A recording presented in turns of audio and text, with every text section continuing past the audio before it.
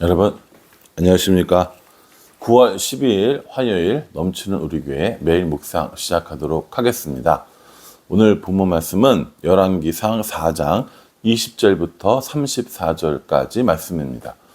어제 본문을 통해서 우리가 살펴본 것은 열왕기 전체의 그런 대략적인 큰 그림이라고 보시면 됩니다. 그리고 나서 어제 본문 말씀은 솔로몬이 중앙 관리를 임명하고 또 지방에 있는 관리들을 임명한 것에 대해서 살펴보았습니다. 이제 이 뒷부분 오늘 본문 말씀은 뭐냐면, 그래서 솔로몬이 그렇게 지혜롭고 정말 조직도 잘하고 관리도 잘해서 그래서 어떻게 됐느냐, 이거 얘기하는 겁니다.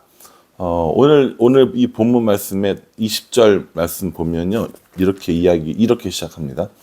유다와 이스라엘의 인구가 바닷가에 모래같이 많게 되매 먹고 마시며 즐거워하며, 이렇게 얘기합니다. 그러니까 바닷가에 모래같이 백성들이 많아졌다라고 이렇게 이야기합니다. 여러분, 우리가 성경을 읽다가 바닷가에 모래 같다 하면 딱 떠오르는 인물이 있어요. 누군지 아세요? 네, 그렇죠. 맞아요. 그 사람이에요. 네, 아브라함이요.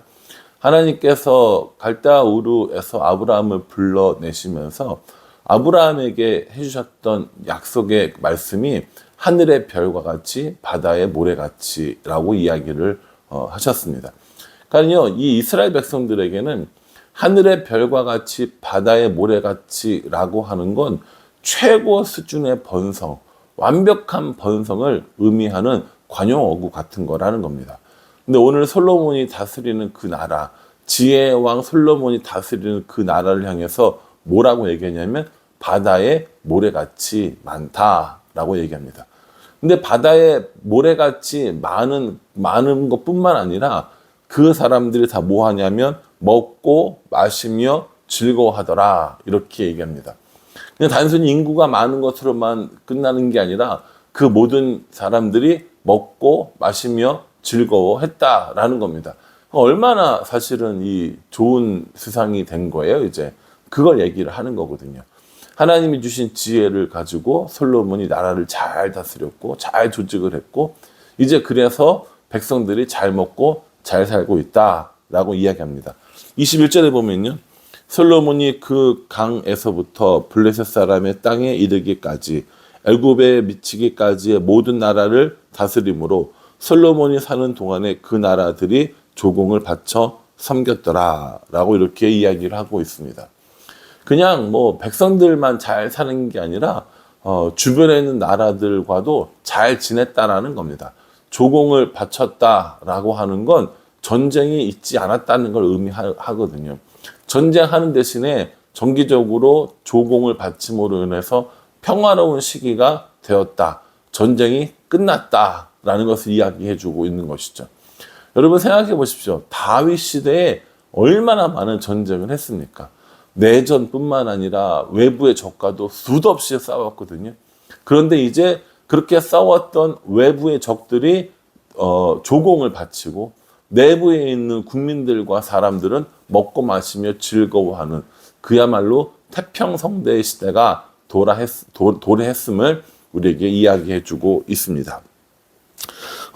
뿐만 아니라 24절에 보면 솔로몬이 그 강 건너편의 딥사에서부터 가사까지 모두 그 강 건너편의 왕을 모두 다스림으로 그가 사방에 둘린 민족과 평화를 누렸으니 라고 이렇게 이야기를 하고 있습니다.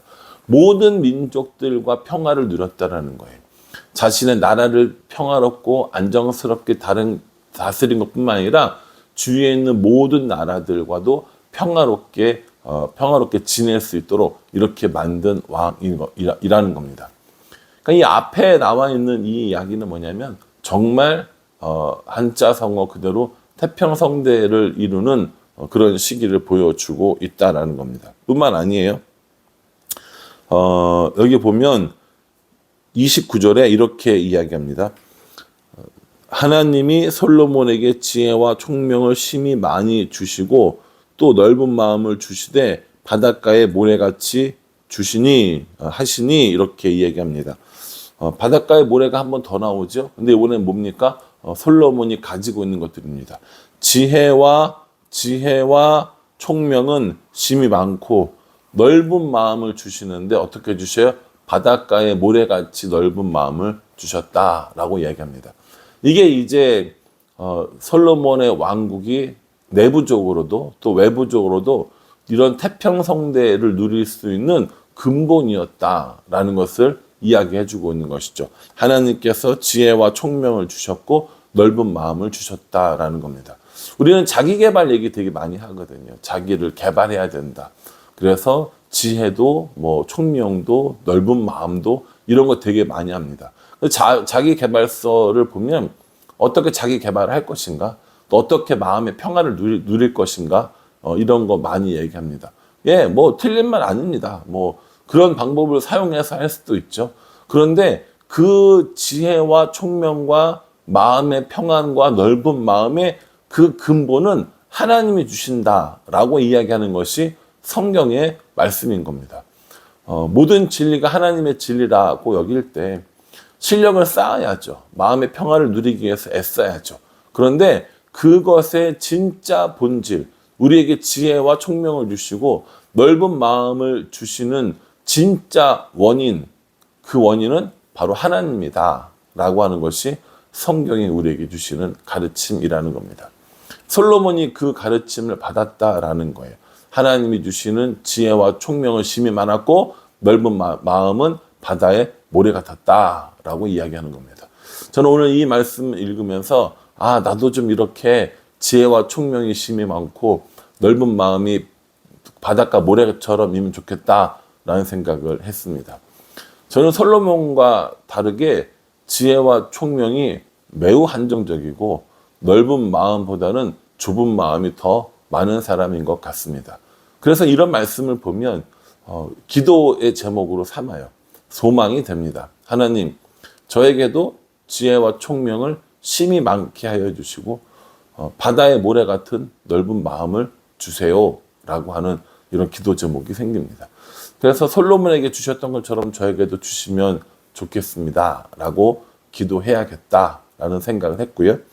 그 밑에 30절 이하에 보면요, 솔로몬의 지혜가 얼마나 뛰어난가를 보여주는데 그 솔로몬의 지혜의 그 넓이 그리고 그 솔로몬의 지혜의 깊이가 정말 대단하다라는 걸 이야기합니다. 31절에는요, 그 당시에 굉장히 지혜로웠던 몇몇 사람들을 이야기하면서 이 사람들보다 더 뛰어났어 이렇게 이야기하고요. 32절에는 잠언 그리고 시편 이런 거 정말 잘 지었어. 예술에도 뛰어나 이렇게 얘기하고요. 또 33절에는요. 식물, 물고기, 짐승 이런 거에 대해서 정말 기가 막히게 다 알아 이렇게 얘기합니다. 저는 이 말씀을 딱 생각하면서 들었던 사자성어가 박학다식이었습니다. 박학다식이라는 것은요.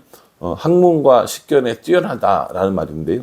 넓을 박자거든요. 넓을 박자, 배울 학자, 그리고 많을 다자, 알식자 이렇게 씁니다. 그래서 넓게 알고 깊이 아는 사람, 이 사람들을 박학다식이라고 얘기를 하잖아요.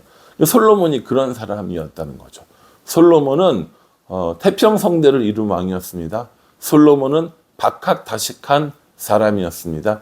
근데 그 근원이 결국 어디에 있다라는 거예요? 하나님께 있다라는 걸 구구절절히 이렇게 이야기해 주고 있는 겁니다. 그래서 이 솔로몬이 이 태평성대를 이루고 박학다식을 이룸으로 인해서 나라는 부강해졌어요. 백성들은 잘 먹게 됐어요. 그리고 주위 나라들과도 굉장히 평화롭게 지나게 되었습니다. 그럼 이제 뭐 할 거예요? 이제 뭐 할 거예요? 지금 이 나오는 이 4장은요. 단순히 솔로몬이 그렇게 똑똑했다, 지혜로웠다 이런 것들을 이야기해주고 싶은 내용은 아니라고 저는 생각합니다.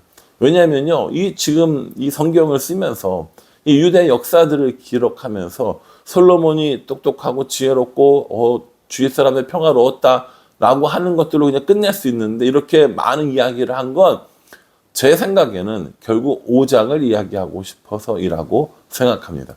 5장에 뭐가 나와요? 5장에 이제 솔로몬이 했던 가장 큰 치적이었던 하나님의 성전, 여호와 예루살렘 성전을 짓는 일이 나옵니다. 하나님께서 주신 지혜로 나라를 잘 다스렸고 주위 나라들과도 평화롭게 지냈고 모든 것이 풍부하고 모든 것이 넘치고 정말 박학다식한 왕이다. 그래서 이 왕이 이제 뭐 한다는 거예요? 하나님의 성전을 지으려고 한다라고 하는 것을 우리에게 알려주고 있습니다. 저는 오늘 이 말씀을 묵상하면서 두 가지의 그 한자성어, 사자성어를 말씀드렸어요. 앞쪽에는 태평성대, 두 번째는 박학다식이었습니다.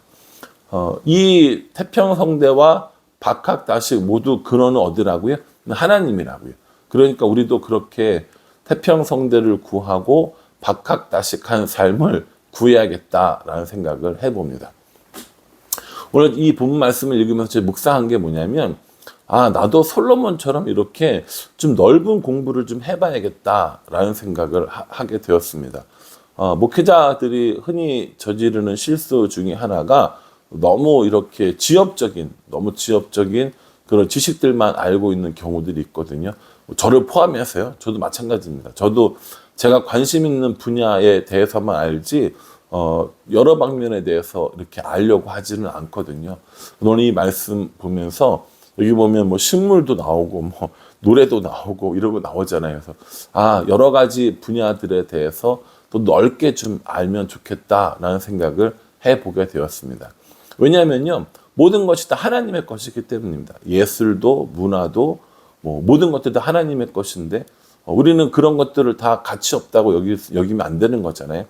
그래서 좀 더 넓은 공부를 한번 해보고 거기서 하나님을 발견하는, 거기서 하나님을 찾아가는 이런 일들을 해봐도 재밌겠다라는 생각을 한번 해보게 되었습니다. 여러분들 오늘 솔로몬의 이 태평성대와 박학다식을 보시면서 어떤 마음이 드셨는지, 저는 저의 묵상을 한 거예요. 여러분들이 묵상을 하면서 하나님이 주신, 여러분들에게 주신 그 교훈을 적용하면서 살아가는 오늘 하루가 될 수 있기를 주님의 이름으로 축복합니다. 기도하겠습니다. 하나님, 솔로몬이 태평성대를 이루었습니다. 그리고 박학다식한 모습도 보여줍니다. 솔로몬이 이룬 것 같은 태평성대와 박학다식은 솔로몬에 의해서가 아니라 하나님께서 하신 일임을 분명히 말씀해 주십니다. 하나님의 솔로몬에게 지혜와 총명을 심히 많이 주시고 넓은 마음을 바다의 모래 같게 하셨사오니 하나님, 우리들에게도 그렇게 지혜와 총명을 심히 많이 더하여 주시고 넓은 마음을 바다의 모래같이 많게 하여 주시옵소서. 날마다 이것을 우리들의 기도의 제목으로 삼고 하나님과 동행하는 삶을 구하는 우리가 될 수 있도록 은혜 베풀어 주시옵소서. 예수님의 이름으로 기도합니다. 아멘. 여러분은 이 말씀 묵상하시면서요, 정말 태평성대를 누리시고 박학다식을 구하는 우리 모두가 될 수 있기를 간절한 마음으로 기도하겠습니다. 감사합니다.